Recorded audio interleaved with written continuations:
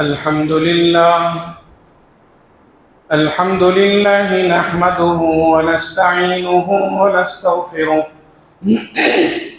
ونؤمن به ونتوكل عليه ونعوذ بالله من شرور أنفسنا ومن سيئات أعمالنا من يهده الله فلا مضل له ومن يضلله فلا هادي له ونشهد أن لا إله إلا الله ونشهد أن محمدًا عبده ورسوله أما بعد فإن خير الحديث كتاب الله وخير الهدي هدي محمد صلى الله عليه وسلم وشر الأمور محدثاتها وكل محدثة بدعة وكل بدعة ضلالة وكل ضلالة في النار فأعوذ بالله من الشيطان الرجيم بسم الله الرحمن الرحيم هل أتاك حديث ضيف إبراهيم المكرمين إذ دخلوا عليه فقالوا سلاما قال سلام قوم منكرون فراغ إلى أهله فجاء بعجل سمين فقربه إليهم قال ألا تأكلون فأوجس منهم خيفة قالوا لا تخف وبشروه بغلام عليم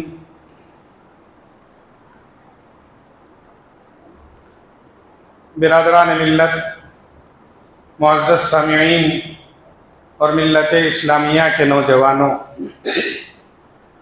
قرآن کریم کے 26ویں پارے کی یہ آخر کی آیات کریمہ ہیں۔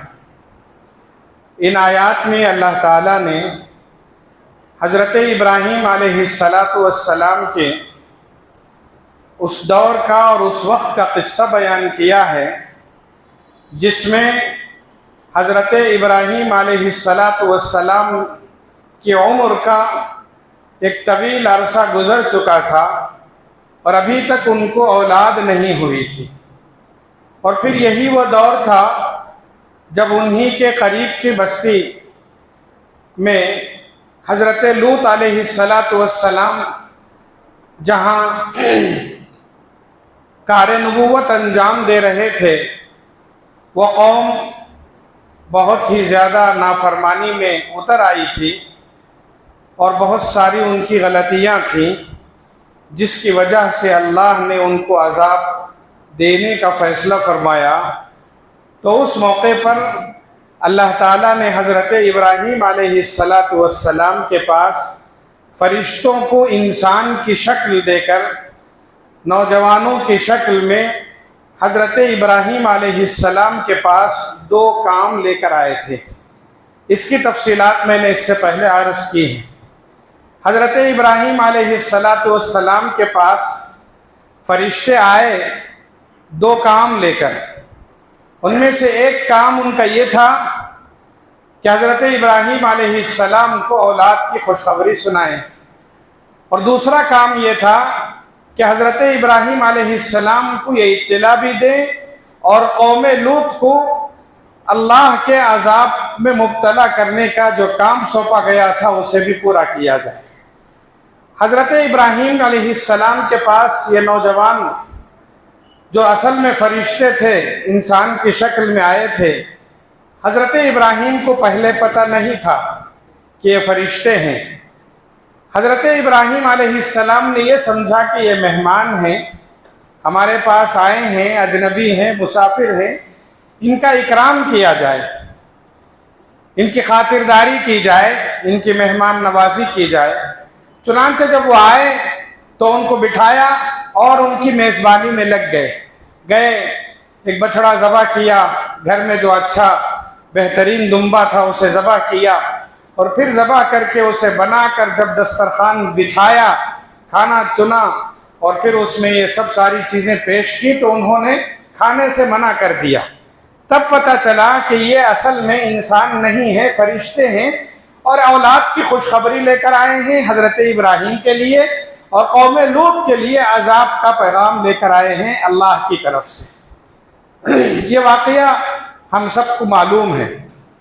حضرت ابراہیم علیہ السلام کے اس واقعے سے جہاں بہت ساری باتیں معلوم ہوتی ہیں، ان میں سے ایک بات یہ معلوم ہوتی ہے کہ انسان کو چاہیے، خاص کر بحیثیت مسلمان ہم سب کو چاہیے کہ ہمارے اندر ایک لوگوں میں محبت پیدا کرنے والی جو اچھی اور سب سے بہترین صفت اور عادت ہونی چاہیے مہمان نوازی کی، اس عادت کی اس میں ترغیب بھی دی گئی ہے۔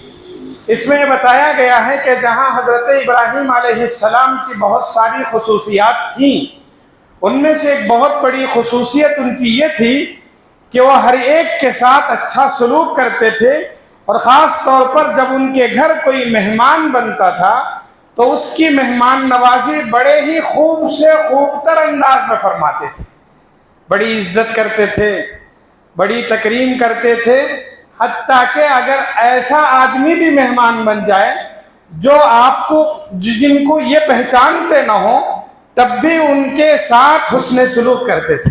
یہاں دیکھیے، یہ نوجوان، ان کے بارے میں کوئی تعارف نہیں تھا، ان کو پتہ نہیں تھا کہ یہ کون ہے، کہاں سے آئے ہیں، بس جب گھر تشریف لائے تو بٹھایا اور ان کی مہمان نوازی میں لگ گئے۔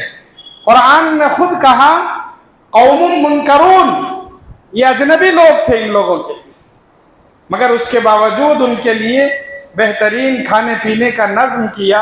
ان کی عادت بتلاتی ہے کہ بحیثیت مسلمان ہمارے لیے ضروری ہے کہ ہم بھی محبت کو عام کرنے کے لیے مہمان نوازی کی جو صفت ہے اسے بھی عام کرنے کی ضرورت ہے، اور ہم مہمان نوازی کی اس عادت کو اپنا شیوا بنائیں، کیونکہ رسول اللہ صلی اللہ علیہ وسلم نے فرمایا یہ مومن کی علامت ہے، یہ مومن کی شان ہے، یہ مومن کی خصوصیت ہے۔ فرمایا رسول اللہ صلی اللہ علیہ وسلم نے من کان یؤمن باللہ والیوم الآخر فلیکرم ضیفہ، جو اللہ اور اس کے رسول پر اور آخرت پر ایمان رکھتا ہو، اس کے لیے اسے چاہیے کہ وہ مہمان کی مہمان نوازی کرے، اس کی تکریم کرے، اس کی عزت کرے، اس کی خاطرداری کرے، اس کے کھانے پینے کا نظم کرے، اس کے رہنے سہنے کا انتظام کرے، اس کے لیے سہولیات فراہم کرے، خندہ پیشانی سے پیش آئے، اس سے اچھی گفتگو کریں، اس کا بہترین استقبال کریں، اس کے رہنے کا اچھا انتظام کریں، اور اس کے کھانے پینے کا اچھا نظم کریں۔ رسول اللہ صلی اللہ علیہ وسلم نے اس کی بڑی ترغیب فرمائی ہے، اور عملی طور پر بھی رسول اللہ صلی اللہ علیہ وسلم نے مہمان کی خاطرداری کی بار بار تعلیم دی ہے۔ آپ جانتے ہیں ہم سب اپنے لیے گھر بناتے ہیں، اس میں سہولیات ہم اپنے لیے رکھتے ہیں اور سہولیات کا خیال کرتے ہیں اور اسی حساب سے بناتے بھی ہیں، اور چیزیں بھی ہم اپنی سہولیات کے لیے خریدتے ہیں۔ رسول اللہ صلی اللہ علیہ وسلم نے فرمایا جب بھی تم گھر بناؤ، گھر کی منصوبہ بندی کرو، یا گھر کے لیے کچھ چیزیں خریدو، تو اس میں اپنے لیے بھی خریدو، اپنے بیوی بچوں کے لیے بھی خریدو، اور خاص طور پر مہمان کے لیے بھی خریدو۔ سبحان اللہ۔ فرمایا ایک گھر میں ایک بستر آپ کا ہو، ایک بستر آپ کا اور آپ کے بیوی بچوں کا ہو، اور ایک زائد بستر مہمانوں کے لیے بھی ہو۔ یہ رسول اللہ صلی اللہ علیہ وسلم کی تعلیم ہے۔ گھر میں پہلے ہی سے سہولیات کر کے رکھیں، اچانک مہمان آئیں گے ان کو کسی قسم کی تکلیف نہ ہو۔ ہاں، یہ نہیں کہا کہ زیادہ لے کر رکھیں، فضول خرچی کریں، غیر ضروری اشیاء لے کر رکھیں، نہیں، فرمایا کہ مہمانوں کو جتنی چیزوں کی ضرورت ہے اتنی لے کر رکھیں، فضول خرچی نہ کریں۔ مہمانوں کی خاطرداری کی رسول اللہ صلی اللہ علیہ وسلم نے تعریف فرمائی، اور آپ نے عملی طور پر اسے نافذ کر کے بتلایا۔ عرب قوم ایمان اسلام سے پہلے ان کے اندر بہت ساری خصوصیات تھی. ان خصوصیات میں سے ایک بڑی خصوصیت ان کی یہ تھی کہ وہ بڑے مہمان نواز تھے. جاہلیت کے زمانے میں بھی، جبکہ ابھی انہوں نے اسلام قبول نہیں کیا تھا، رسول اللہ صلی اللہ علیہ وسلم نے ابھی نبوت کا اعلان نہیں کیا تھا، اس سے پہلے بھی ان کے اندر جو بہت ساری خوبیاں تھیں، ان خوبیوں میں سے ایک خوبی یہ تھی کہ وہ مہمان نواز تھے. اور اس قدر مہمان نواز تھے کہ ان کو اپنی مہمان نوازی پر بڑا فخر ہوا کرتا تھا. پہلے دور میں عرب لوگ اشعار کہتے تھے اور بڑے فخر سے اشعار کہتے تھے کہ ہم ہی عربی جاننے والے ہیں، اور شرطیہ کلام لکھتے تھے وہ کہ اس سے اچھا کلام کوئی لکھ کر بتائے. عرب کے اشعار میں سے بعض شعر ہم پڑھتے ہیں تو پتہ چلتا ہے کہ ان کو اس خوبی پر بڑا ناز تھا. وہ لوگ دوسری قوموں کی تعریف بھی کرتے تھے اور خاص کر دشمنوں کی بڑی مذمت بھی کرتے تھے. جو ان کے دشمن ہوتے ہیں ان کی اشعار ہی میں سے مذمت کرتے تھے، بسا اوقات ان کو نیچا گراتے تھے. ان کی مذمت کرتے ہوئے بعض اشعار پڑھتے ہیں تو پتہ چلتا ہے بعض عرب قوم کے لوگ شاعر یہ کہتے ہیں کہ تمہاری قوم، عربی شعر میں یہ کہتے ہیں کہ تم وہ قوم ہو جن کو مہمان نوازی پسند نہیں ہے. نیچا گرانے کے لیے اور اپنے آپ کو بڑا بنانے کے لیے کہتے تھے کہ تم وہ لوگ ہو کہ تمہیں مہمان نوازی پسند نہیں ہے. تم تو کیا، جب تمہاری گلی میں یا تمہارے گھروں کے پاس کوئی مہمان آتے ہیں تو تمہارے کتے انہیں بھونکتے ہیں. اس کا مطلب یہ ہے کہ مہمانوں کو بھگانے کی کوشش کی جاتی ہے، جبکہ ہمارے پاس اگر کوئی مہمان آتا ہے تو ہم تو خیال کرتے ہی کرتے ہیں ہمارے کتے بھی نہیں بھونکتے. ہمارے جانوروں کے اندر بھی یہ حس ہے کہ وہ مہمانوں کے ساتھ کیسے سلوک کر سکے. سبحان اللہ، عرب قوم کے اندر یہ خوبی بہت زیادہ تھی اور انہیں اپنی اس چیز پر بڑا فخر تھا. رسول اللہ صلی اللہ علیہ وسلم نے ابھی نبوت کا اعلان نہیں کیا تھا. 40 سال میں آپ کو نبوت ملی تھی، اور ہم سب جانتے ہیں وہ واقعہ جب 40 سال کے بعد رسول اللہ صلی اللہ علیہ وسلم کو نبوت ملی. غار حرا میں حضرت جبرائیل علیہ السلام تشریف لائے، سورہ اقرا پڑھ کر سنایا، آپ کو بھیجا اور آپ کو اقرا بسم ربک پڑھایا تو آپ گھبرا گئے تھے. گھبرانے کے بعد آپ فوراً غار حرا سے نیچے اترے، جیسے تیسے اپنے گھر پہنچے. حضرت خدیجہ کے پاس پہنچنے کے بعد کہا کہ مجھے اڑھا دو، اور جب اڑھا دیا گیا تھوڑی دیر آرام کیا. اس کے بعد جب حضرت خدیجہ نے سوال کیا کہ آپ کو ہو کیا گیا تھا تو حضرت رسول اللہ صلی اللہ علیہ وسلم نے سارا قصہ سنایا. سارا قصہ سنانے کے بعد یہ کہا لگتا ہے کوئی میرا دشمن ہے جو میرے جان کے در پہ ہے. تو حضرت خدیجۃ الکبریٰ رضی اللہ تعالی عنہا نے اس موقع پر ہم سب جانتے ہیں تسلی دی تھی رسول اللہ صلی اللہ علیہ وسلم کو. آپ کا دشمن کون ہو سکتا ہے؟ 40 سال آپ نے لوگوں کے ساتھ بھلائی ہی کی ہے، آپ کا کوئی دشمن نہیں ہو سکتا. تب رسول اللہ صلی اللہ علیہ وسلم کے سامنے حضرت خدیجہ نے کچھ خوبیاں بیان کی تھی کہ ان خوبیوں کی وجہ سے آپ کا کوئی دشمن نہیں ہو سکتا. ان میں سے ایک خوبی یہ بیان کی کہ آپ رشتہ داروں کے ساتھ حسن سلوک کرتے ہیں. ایک خوبی یہ بیان کی آپ بیواؤں، مسکینوں اور یتیموں کا خیال کرتے ہیں.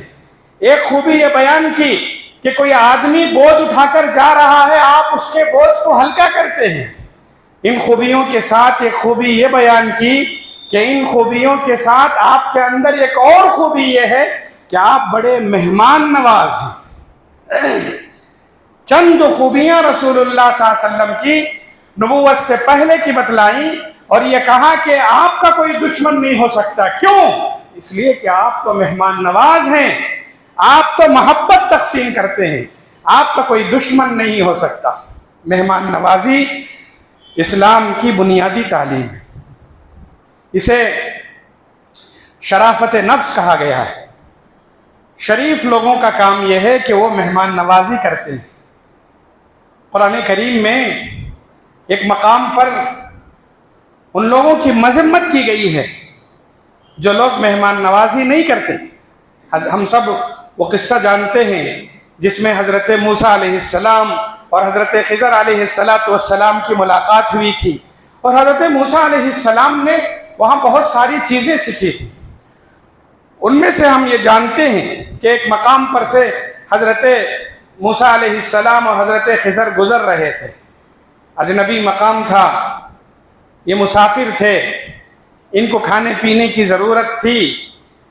جب ان لوگوں کے پاس جا کر یہ کہا کہ ہم مہمان ہیں، ہاں اجنبی ہیں، آپ کچھ کھانا کھلا دیجئے، تو قوم کے لوگوں نے حضرت موسیٰ اور خضر کو کھلانے سے انکار کر دیا۔ فَأَبَوْا أَن يُضَيِّفُوهُمَا۔ حضرت موسیٰ علیہ السلام جب جا رہے تھے حضرت خضر کے ساتھ، اسی بستی میں ایک دیوار گر رہی تھی، تو حضرت خضر نے اس دیوار کو اٹھانا شروع کیا۔ حضرت موسیٰ علیہ السلام نے کہا آپ احسان کر رہے ہیں اس بستی کے لوگوں کے ساتھ جس بستی کے لوگوں نے ہمیں یہ جان کر کے ہم اجنبی ہیں، مسافر ہیں، مہمان ہیں، کھلانے سے انکار کر دیا۔ فَأَبَوْا أَن يُضَيِّفُوهُمَا فَوَجَدَا فِيهَا جِدَارًا يُرِيدُ أَن يَنقَضَّ فَأَقَامَهُ قَالَ لَوْ شِئْتَ لَاتَّخَذْتَ عَلَيْهِ أَجْرًا۔ حضرت موسیٰ علیہ السلام نے حضرت خضر علیہ السلام سے کہا یہ لوگ احسان کے لائق نہیں ہیں۔ کیوں؟ اس لیے کہ مہمان نواز نہیں ہیں۔ ہاں اگر ہم ان کا کوئی کام کرنا ہی ہے ان سے برابر کی اجرت لو۔ لو شئت لاتخذت علیہ اجرا، یعنی مہمان نوازی ایک اچھی صفت ہے، اور جو لوگ میزبانی کا شرف حاصل نہیں کر سکتے یا مہمان نوازی نہیں کر سکتے ان کو اچھی طریقے سے یاد نہیں کیا گیا۔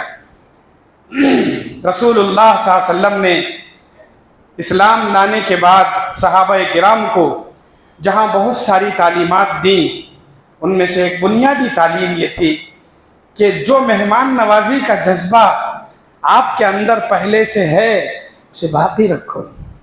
آپ دیکھیے اسلام لانے کے بعد جہاں بہت ساری مشکلات آئیں صحابہ پر، مسلمانوں پر، ان میں سے ایک مشکل دور وہ بھی تھا جو غربت کا دور تھا۔ یا تو بعض وہی صحابہ تھے جو کمزور تھے، غریب تھے، یا بعض کو اسلام کی وجہ سے بہت سارے نقصانات، مالی نقصانات اٹھانے پڑے تھے۔ مجموعی لحاظ سے ابتدائے اسلام کا جو دور تھا، دور نبوت، اس میں غربت بہت زیادہ تھی، افلاس زیادہ تھا، کھانے کی تنگی تھی۔ میں خاص کر مدینہ منورہ کا ابتدائی دور دیکھیے اور رسول اللہ صلی اللہ علیہ وسلم کا مدنی دور بھی دیکھیے، غربت تھی، کھانے پینے کی کمی تھی، مگر قربان جائیے ان صحابہ کرام پر، اس غربت کے باوجود، اس افلاس کے باوجود، اس تنگی کے باوجود کبھی انہوں نے اپنی مہمان نوازی میں فرق نہیں لایا۔ کتنے ایسے واقعات ہیں جہاں سے پتہ چلتا ہے کہ اپنے گھر میں کچھ بھی نہیں تھا مگر اس کے باوجود مہمانوں کے اکرام میں پہلی صف میں کھڑے رہنے والے لوگ تھے۔ مشہور واقعہ ہم نے بار بار سنا ہے کہ ایک مہمان رسول اللہ صلی اللہ علیہ وسلم کے پاس تشریف لائے۔ اب ان کو کھلانے کا مسئلہ تھا، کون کھلائے؟ رسول اللہ صلی اللہ علیہ وسلم جانتے تھے کہ ہر جگہ غربت ہے، سب کو روزی کی تنگی کا مسئلہ ہے، بجائے کسی ایک کی طرف اشارہ کرنے کے اعلان فرمایا۔ رسول اللہ صلی اللہ علیہ وسلم نے پوچھا ہے کوئی تم میں سے جو اس مہمان کو آج رات کا کھانا کھلائے؟ ہم نے بار بار سنا ہے ایک انصاری صحابی اٹھے اور انہوں نے فرمایا یا رسول اللہ میں تیار ہوں۔ آپ دیکھیے اس جواب پر تھوڑی دیر کے لیے غور کیجیے، ہم نے بار بار یہ قصہ سنا ہے، مگر مہمان کو اپنے گھر لے جانے کے لیے، وہ بھی وہ دور جب غربت کا ہو، ان کو نہیں معلوم کہ میرے گھر میں آج کا کھانا ہے کہ نہیں معلوم، مہمان کو کھلانے کے لیے کچھ ہے یا نہیں معلوم، گھر میں کیا حالت ہے نہیں معلوم۔ ادھر رسول اللہ صلی اللہ علیہ وسلم نے اعلان کیا، ادھر ان کی مہمان نوازی کا جذبہ جاگ اٹھا، انہوں نے کہا میں تیار ہوں۔ جب مان لیا اور مہمان کو لے کر گھر پہنچ گئے، اب آپ دیکھیے مہمان کو گھر لے جا کر گھر میں بٹھانے کے بعد اپنی اہلیہ سے پوچھ رہے ہیں گھر میں کھانے کے لیے کچھ ہے؟ سبحان اللہ، اس کے لیے جذبہ چاہیے، لے جانے والے کے لیے بھی جذبہ چاہیے، اور جو گھر کے اندر بیوی بیٹھی ہوئی ہے اس کے اندر بھی جذبہ چاہیے۔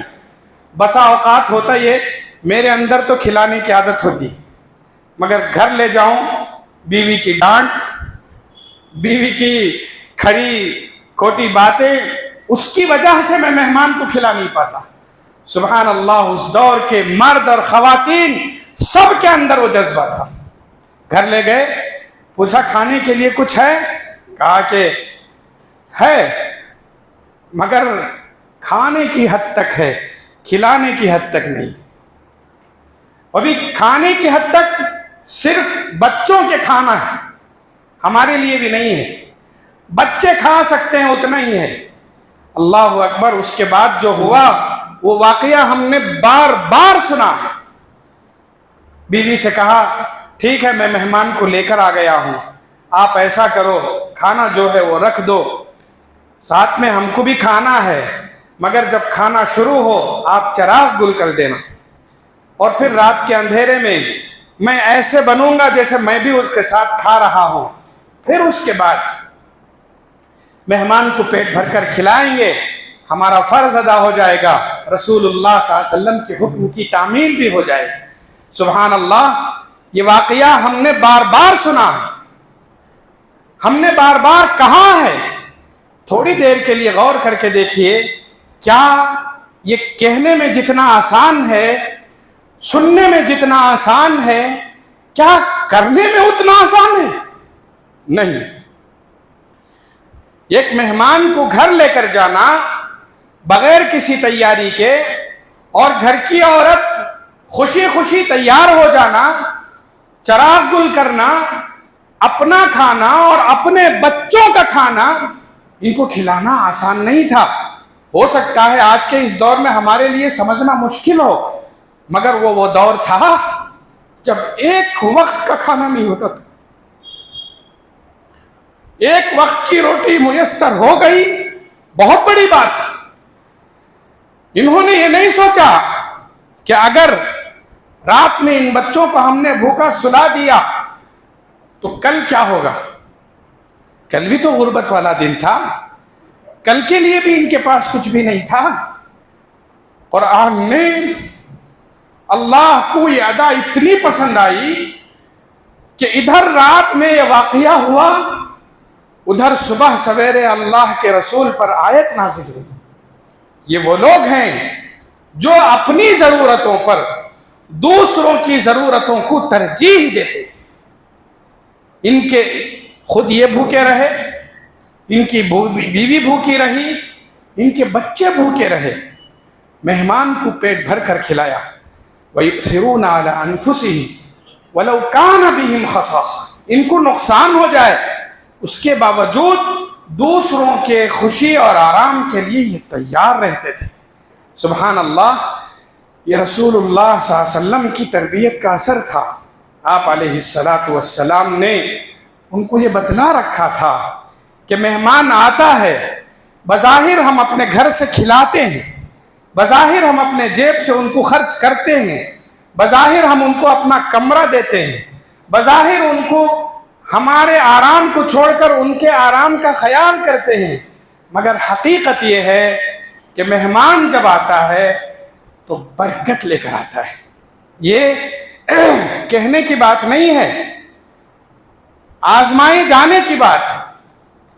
مہمان آتا ہے تو ہم یہ سمجھتے ہیں ہمارا خرچ ہو جائے گا، یقیناً خرچ ہوتا ہے، ہمارا گھر سے راشن کم ہوتا ہے، ہمارے جیب سے پیسے کم ہوتے ہیں، ہمارے گھر کے مختلف اخراجات کم ہوتے ہیں اور ہمارا بجٹ تھوڑا ہلتا ہے، مگر حقیقت یہ ہے، اسلام یہ تعلیم دیتا ہے کہ دراصل مہمان نوازی سے کی برکت یہ ہے کہ مہمان جب آتا ہے تو اپنا رزق ساتھ لے کر آتا ہے۔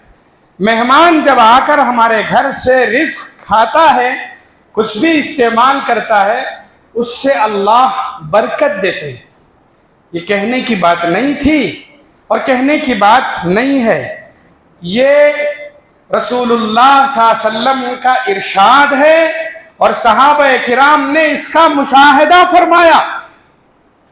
ایک تو عجیب و غریب واقعہ، جنگ خندق میں جب صحابہ فاقے میں جنگ لڑ رہے تھے، خندق کھود دی گئی تھی، باہر کے راستے بند تھے، باہر سے مدد کی کوئی امید نہیں تھی، دشمن بستی سے باہر گھات لگائے بیٹھا تھا، تیر برسا رہا تھا، کہیں سے کوئی امید نہیں تھی۔ ایسے موقع پر صحابہ کرام بھوک سے تڑپ رہے تھے، بچے بلک رہے تھے۔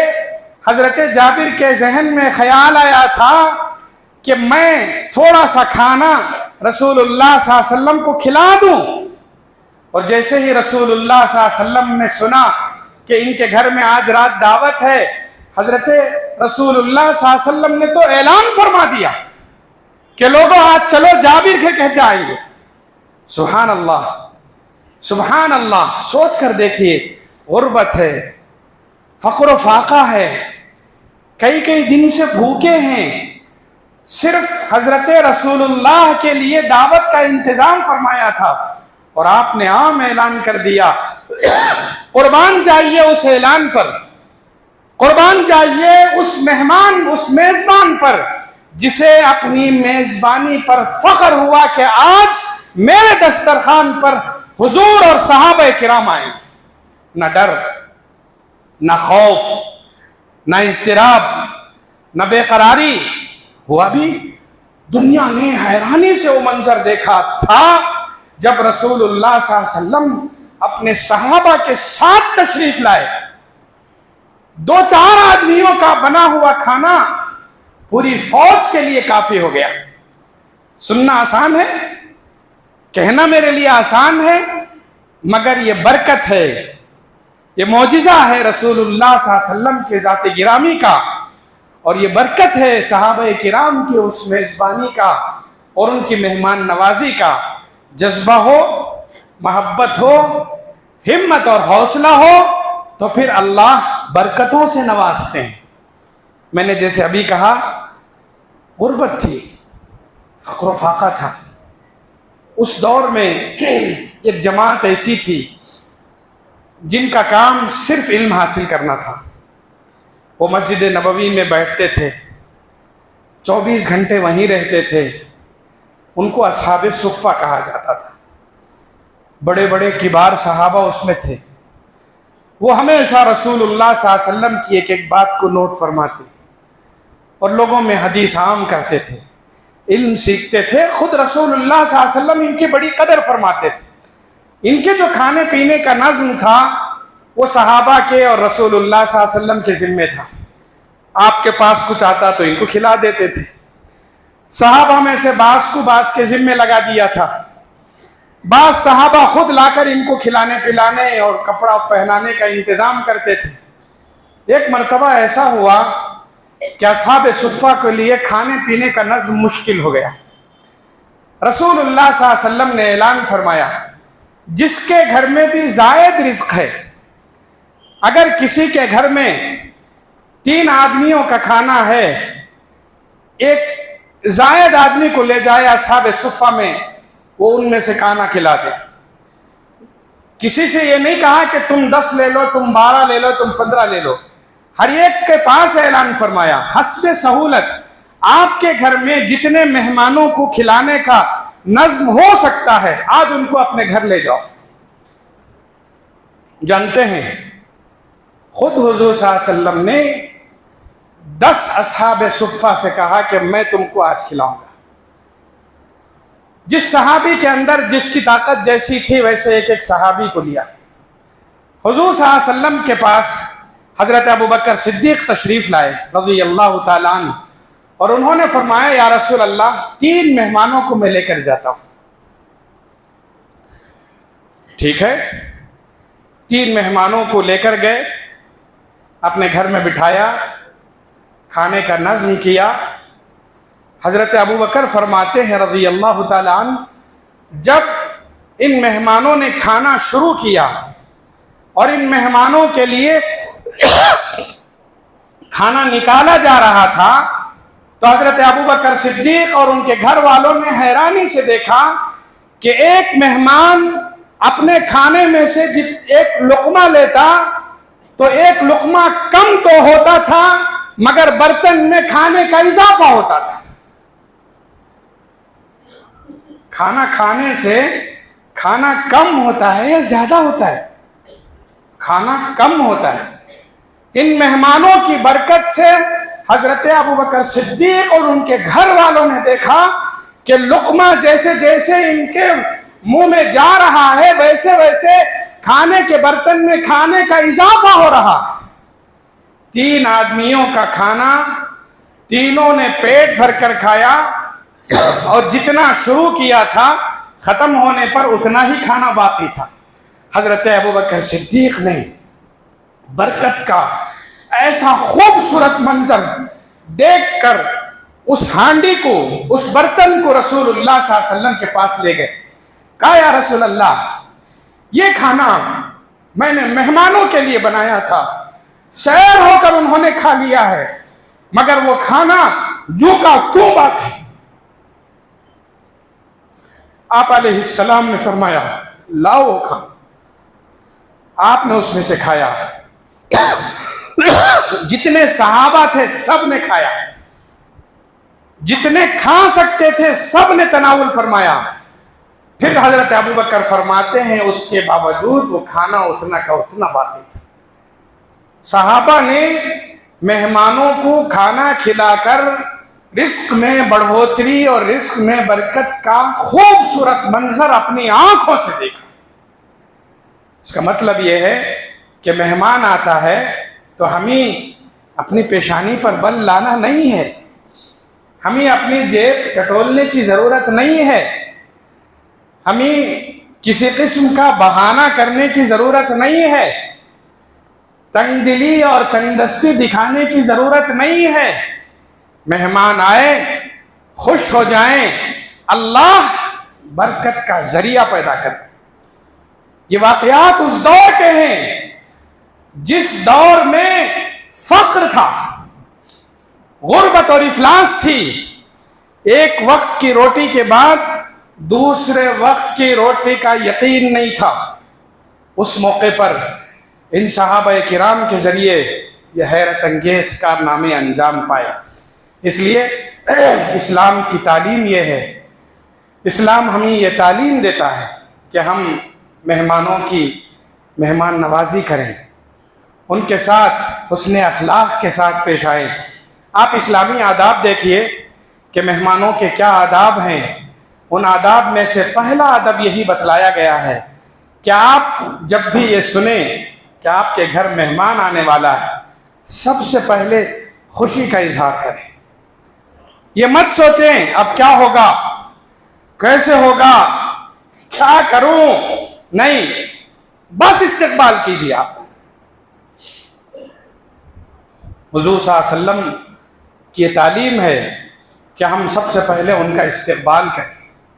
اگر وہ گھر آ جائیں تو جیسے ہی گھر آئیں بے رخی نہ بتائیں، یہ نہ کہیں میں مصروف ہوں، یہ بھی نہ کہیں میرے پاس ٹائم نہیں ہے، یہ بھی نہیں کہ آپ اپنے ذریعے یہ بتائیں کہ آپ کا آنا ہمارے لیے گراں ہے۔ نہیں، آپ کو کسی قدر گراں گزر بھی رہا ہے تو بھی آپ ان کے ساتھ خندہ پیشانی سے پیش آئیں، کھل کر استقبال کریں۔ کیسے؟ بحرین سے رسول اللہ صلی اللہ علیہ وسلم کے پاس ایک وفد آیا تھا۔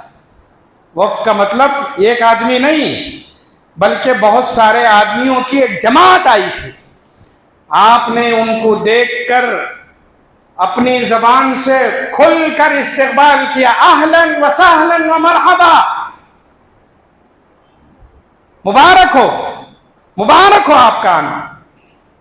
ये नहीं सोचा अब ये वफ्द आ गया है, इनको खिलाने का क्या नज़्म होगा, इनके ठहराने का क्या नज़्म, नहीं, खुल कर इस्तेक़बाल किया। अदब यहाँ तक बतलाया गया है कि आपको अगर पता चले कि आपके घर मेहमान आने वाला है, आप बेरुखी न बताएं, बल्कि उनका इंतज़ार करें, बार बार उनसे पूछें आप कहाँ तक पहुँचे हैं, और जब वो हमारे घर आ जाएं तो उनको इस कदर भी तकलीफ ना हो कि वो दरवाज़ा खटखटा सके, बल्कि कहा गया कि आप दरवाज़ा खुला रखें ताकि वो आए तो पहले अपने आराम का ख्याल करें। हम सब जानते हैं जन्नत में जब जन्नती जाएंगे, कितनी बेहतरीन मिसाल कुरान पेश करता है। देखिए, जन्नती जब जन्नत जाएंगे तो अल्लाह ने कहा ये जन्नती जो अब मेरे जन्नत को आ रहे हैं, दरअसल वो मेरे मेहमान हैं। कुरान ने क्या कहा, नुज़ुलम मिन गफूरिर रहीम। ये जो मेहमान, ये जो जन्नती हैं वो मेहमान हैं, और ये मेहमान जब जन्नत में दाखिल होते हैं, कुरान ने इन मेहमानों के इस्तेक़बाल का तरीक़ा ये बतलाया, वसीक़ल्लज़ीना तक़ौ इलल जन्नति ज़ुमरा हत्ता इज़ा जाऊहा व फ़ुतिहत अबवाबुहा। जन्नती जब जन्नत जाएंगे तो उनको जन्नत के पास खड़े होने की भी तकलीफ नहीं होगी, दरवाजे खुले रहेंगे। क्यों? ये अल्लाह के मेहमान हैं। जन्नत अदनी मुफ़त्तहतन लहुमुल अबवाब, ये जन्नत उनके लिए दरवाजे खुले हुए होंगे। जब अल्लाह की मेज़बानी अपने मेहमानों के लिए इस कदर हो सकती है, हम क्या चीज़ हैं, हम तो इंसान हैं, एक इंसान का इस्तेक़बाल करते हैं, हम अपने मामूली दरवाज़ों को खुला क्यों नहीं रख सकते?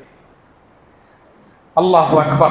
हम इस्तेक़बाल करें मेहमानों का, कबीदगी न लाएं, तकलीफ़ महसूस न करें, फराग़ दिली का मुज़ाहरा करें, और आपके पास जो बेहतर चीज़ हो उनको इस्तेक़बाल में उनको खिलाएं पिलाएं।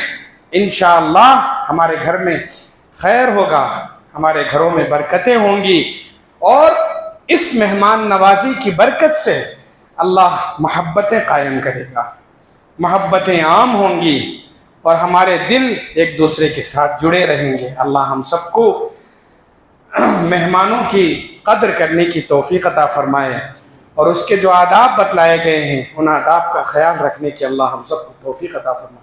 व आखिर दावाना।